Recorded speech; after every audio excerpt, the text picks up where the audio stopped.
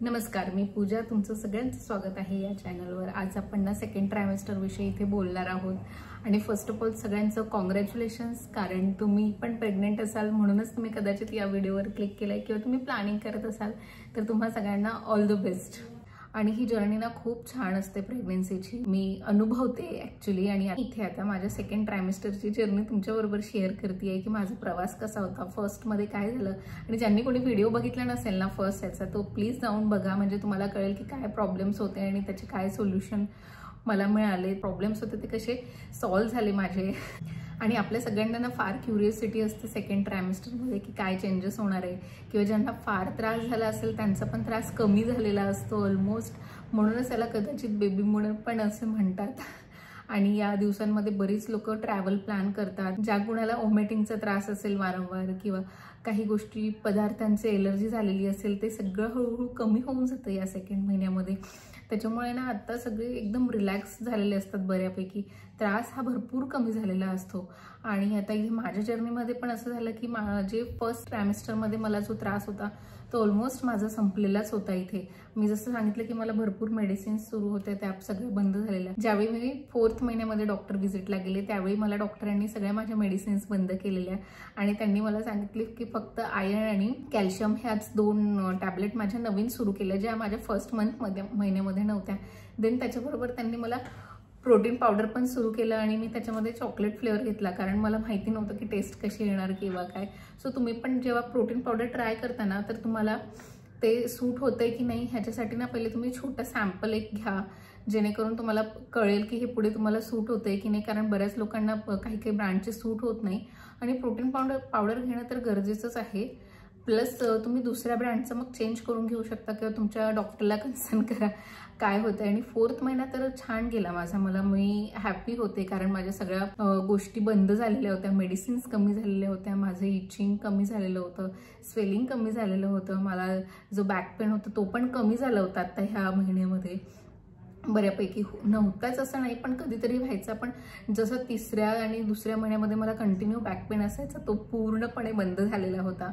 आणि 4था महिना ऑलमोस्ट खूप छान गेला, एकदम स्मूथ गेला. देन 5th महिन्यामध्ये मला एक स्कॅन करायला सांगितलं. बाळाची डेव्हलपमेंट कशी झाली आहे ते बघण्यासाठी असतं ऑलमोस्ट. सो सगळं त्याच्यामध्ये व्यवस्थित होतं. आणि मला 5th महिन्यामध्येच एक टीटीचं इंजेक्शन पण लागलेलं. 5th महिन्यामध्ये आणखी एक त्रास वाढला की पायामध्ये थोडं दुखायला सुरुवात झालं. तळवे फार दुखायचे माझे काम केल्यानंतर. बॅक पेन तर सोबत होताच होता, पण त्याच्याबरोबर तळवे पण मला दुखायला लागले किंवा जळजळ व्हायला लागली होती. जसं 5th महिना लागतो ना, तसंच डॉक्टर पण तुम्हाला सजेस्ट करतात की तुम्ही आता ट्रॅव्हलिंग प्लॅनिंग करू शकता. बरेचदा असं होतं की मुलींना असं वाटतं की आता माहेरी जावं किंवा बाहेर फिरायला जावं, कारण हा स्टार्टिंगचा पिरियड असा असतो की आपण एकतर घरी असतो, बऱ्याच लोकांना बेड रेस्ट असतं, किंवा बाहेर जास्त धावपळीची कामं करू शकत नाही. सो त्याच्यामुळे असं असतं की 5th महिना आला की थोडं एक एनर्जी पण येते, त्रास कमी झालेले असतात, तुमचे बरेचसे त्रास असतात ते सगळी नाहीच्या प्रमाणात होऊन जातात. बॅक पेन आणि पायावर स्वेलिंग वगैरे आणि हात थोडा असतो, पण बाकी सगळे त्रास सगळे ऑलमोस्ट निघून जातात. त्याच्यामुळे सगळं व्यवस्थित होतं. आणि मग बरेच लोक ट्रिप प्लॅन करतात, आणि आम्ही पण असंच काहीतरी ट्रिप प्लॅन केली होती, पण ती पॉसिबल नाही झाली. पण छोटी 2 दिवसाची ट्रिप केलेली आम्ही, कारण खूप बरं वाटतं. कारण ह्या सगळ्या दिवसांमध्ये आपण घरातच असतो, किंवा बॉडीमध्ये इतके चेंजेस झालेले असतात, बरेच त्रास अनुभवतो आपण, आणि छान पण वाटत असतं त्याच्याबरोबर. पण हॉर्मोनल चेंजेसमुळे बरीचदा चिडचिड वगैरे पण होते. देन 5th महिना जसा झाला ना, देन त्याच्यानंतर मला 6th महिन्यामध्ये स्कॅन किंवा काही नव्हतं माझ्या. आणि मेडिसिन्स ज्या मला दिल्या होत्या त्याच कंटिन्यू करायच्या होत्या मला. पण 6 महिन्यामध्ये माझ्या बॉडीमध्ये जे हार्मोनल चेंजेसमुळे माझी फार चिडचिड व्हायला लागली होती. मी फारच चिडचिड करायचे. एकटे असले की असं वाटायचं की मी डिप्रेशनमध्ये जाते की काय. मला काही खायची इच्छा व्हायची नाही, मी नुसतं. आणि मला बुक वाचायला इच्छा नव्हती, मला पेंटिंग करायची इच्छा नव्हती, किंवा मला मूवी पण बघायला नकोच वाटायचं. म्हणजे मला असं वाटायचं की नको, आता घरात पण राहायला नको असं. आणि मी साधारणतः जास्त वेळ एकटं असते घरी, पण त्याचाही मला त्रास व्हायचा. कारण कदाचित मी कंटिन्यू जेव्हापासून कन्सीव्ह केली ही माहिती झाली तेव्हापासून मी घरातच होते. आणि मला बऱ्याच गोष्टींचं रिस्ट्रिक्शन असल्यामुळे मला बाहेर जाता येत नव्हतं. मला फिरायला पण फार आवडतं, पण ते पण काहीच करता येत नव्हतं. फक्त तिथे घराच्या खाली जायचं, थोडं फिरायचं आणि घरात परत यायचं, बस एवढंच माझं रुटीन. आणि घरातच राहायचं, रोज खायचं बस. आणि असं साधंच एकदम रुटीन माझं चाललेलं असलं कदाचित, त्याच्यामुळे मला फार कंटाळा येतो.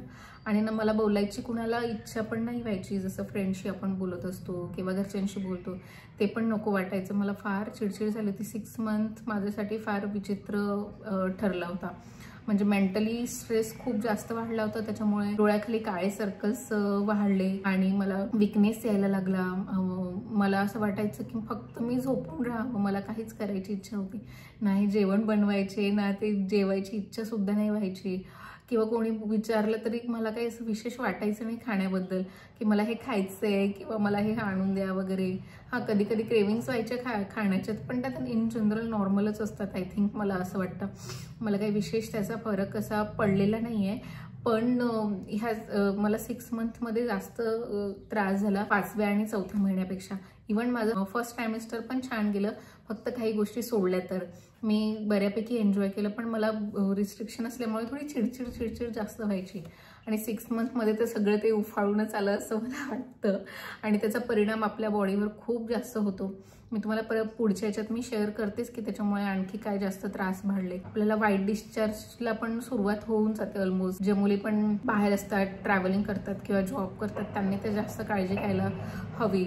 मोस्टली घरी असताना आपण काळजी घेतोच, पण जेव्हा बाहेर जातो तेव्हा प्रिकॉशन घेणं गरजेचं असतं. बाहेर कुठे युरिनला जातो आपण, किंवा असं असतं की कंट्रोल करावं लागतं बरेच. घरी असताना तुम्ही पटकन ते पाणी प्यायला की युरिन जरी आलेली तुम्ही पास करू शकता. असे बरेचसे प्रॉब्लेम हळूहळू तुम्हाला दिसायला लागतं, तुमच्या बॉडीमध्ये चेंजेस व्हायला लागतं.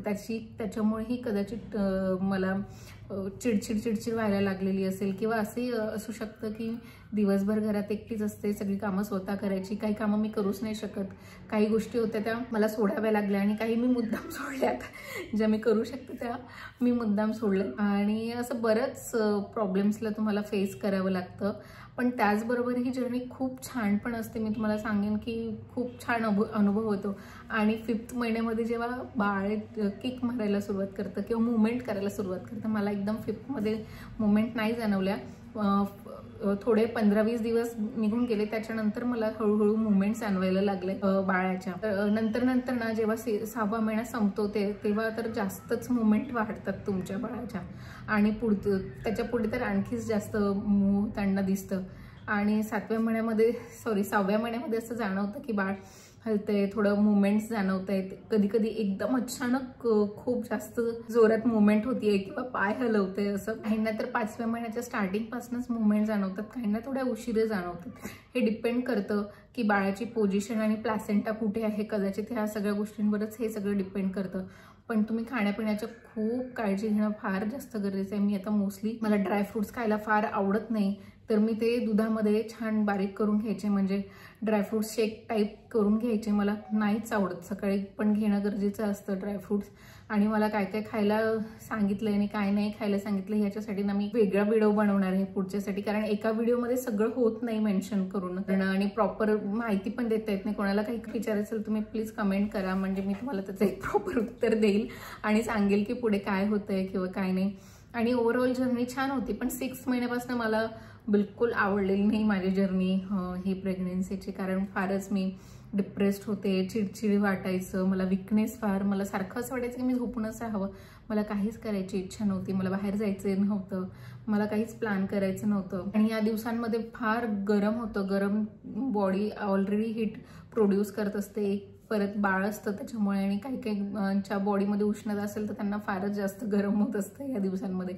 जेवण केलं की असं वाटतं की फक्त कूलर किंवा AC समोरच बसून राहावं, फार जास्त गरम होतं. आणि एवढं काही विशेष खराब नसते ही जर्नी किंवा जे चेंजेस असतात. काही काही लोकांना ज्यांना खूप जास्त त्रास असतो त्यांच्यासाठी ही डिफिकल्ट होते थोडी जर्नी, बाकीच्यांसाठी ओके आहे. आणि हे मला असं वाटतं की प्रत्येकाने छान एक अनुभव घ्यायलाच हवा या जर्नीचा. ओव्हरऑल अशी छोटीशी जर्नी होती माझी चला मग परत भेटूया. आणि तुम्हाला काही क्वेश्चन असेल ना तर प्लीज कमेंट बॉक्समध्ये लिहा. मी नक्कीच प्रयत्न करेल तुमच्या प्रश्नांचं उत्तर देण्याचा किंवा नेक्स्ट व्हिडिओ त्याच्यावर बनवण्याचा मी इथे प्रयत्न करेल. आणि प्लीज सबस्क्राईब करा आणि लाईक करा या व्हिडिओला आणि शेअर पण करा तुमच्या फ्रेंड्स बरोबर, जे कोणी आता प्रेग्नेंट होणार आहेत किंवा जे प्लॅनिंग करतायत त्यांच्याबरोबर. चला परत भेटूया. टाटा, बाय बाय.